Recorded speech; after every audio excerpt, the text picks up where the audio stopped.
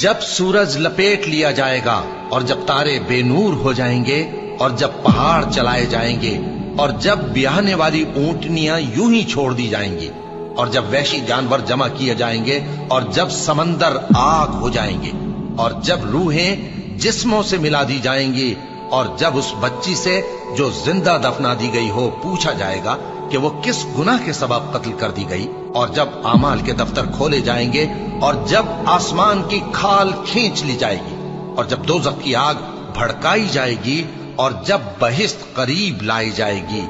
تب ہر شخص معلوم کر لے گا کہ وہ کیا لے کر آیا ہے۔ پس میں